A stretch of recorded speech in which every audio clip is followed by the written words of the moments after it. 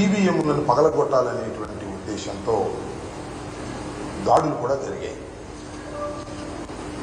ముఖ్యంగా రాష్ట్రంలో పరిశీలిస్తే పలనాడు, అనంతపూర్, అలాగే కొన్ని రాయలసీమ ప్రాంతాల్లో చాలా పెద్ద ఎత్తున హింస చెలరేగింది. కొన్ని సందర్భాల్లో పోలీసులు కంట్రోల్ చేయలేక చేతులు ఎత్తేసినటువంటి సందర్భం కూడా కనిపిస్తుంది. ముఖ్యంగా అనంతపూర్లో కానీ పర్టికులర్గా పలనాడు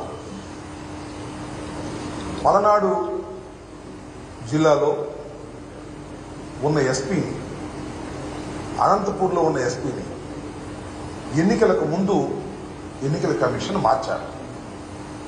ఇంకా పలు చోట్ల కూడా ఐపీఎస్ అధికారులను మార్చారు. దేనికోసం మార్చారు అంటే, పురంధరేశ్వరి గారు భారతీయ జనతా పార్టీ రాష్ట్ర శాఖ అధ్యక్షురాలు, చంద్రబాబు నాయుడు గారి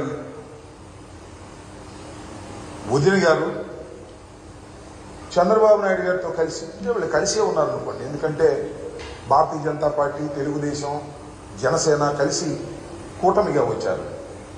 వీళ్ళిద్దరూ కలిసి ఎన్నికల కమిషన్కు ఫిర్యాదు చేశారు. ఎవరైతే ఐపీఎస్ అధికారులు ఉన్నారో వీళ్ళందరూ కూడా ప్రభుత్వానికి తొత్తులుగా ఉన్నారు, వారికి అనుకూలంగా ఉన్నారు. కాబట్టి వారిని మారిస్తే తప్ప నిష్పక్షపాతంగా ఎన్నికలు జరగవు అనేటువంటి ఆర్గ్యుమెంట్ను తీస్తే సహజంగానే ఎన్నికల కమిషన్ కొంత బిలీవ్ చేసి ఉండవచ్చు. ఈ మార్పులన్నీ చేశారు.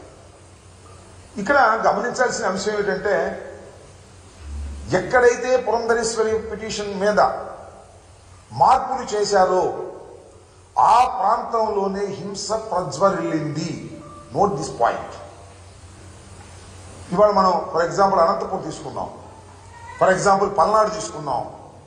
పల్నాడులో నేను this is the third time I'm going to contest, మూడోసారి నేను పోటీ చేయబోతున్నాను. గత 2 ఎన్నికల అనుభవం నాకుంది. ఏ రోజుని కూడా ఇంత పెద్ద ఎత్తున హింస జరిగినటువంటి సందర్భం లేదు. మొన్న ఎన్నికల్లోనే భారీ ఎత్తున హింస జరిగింది. ఎందుకు జరిగింది? కారణం ఏంటి? కొత్తగా ఎస్పీ వచ్చారు. పాత ఎస్పీ పక్షపాత ధోరణితో ఉంటాడని మార్చేశారు. కొత్త ఎస్పీని ఇస్తే బలంగా ఉండాలి కదా, ప్రశాంతంగా జరగాలి కదా. ఎందుకు పూర్వం కన్నా ఎక్కువ హింస జరిగింది అనేది ఇక్కడ పాయింట్ అని మనం చేస్తున్నాం. అంటే ఈ మార్పులు చేర్పుల మీదే కుట్ర జరిగిందా? తెలుగుదేశం, భారతీయ జనతా పార్టీ, పురంధరేశ్వరి గారు, పవన్ కళ్యాణ్ గారు కలిసి కుట్ర చేశారా? కుట్ర చేసి ఈ పిటిషన్లు పెట్టి ఏదో ఒక విధంగా తాము తమ ఓట్లను, ఫాల్స్ ఓట్లను గందరగోళాలు చేసి ఓట్లు వేయించుకోవడం ద్వారా గెలవాలని అనుకున్నారా అనేటువంటి సందేహాలు కలుగుతా ఉన్నాయి. ముఖ్యంగా పల్నాడులోకి వస్తే నరసరావుపేట పార్లమెంటు నియోజకవర్గం వైఎస్ఆర్ కాంగ్రెస్ పార్టీకి చాలా strong constituency. Everybody knows it. 7కి 7 గెలిచాం పోయిన ఎన్నికల్లో.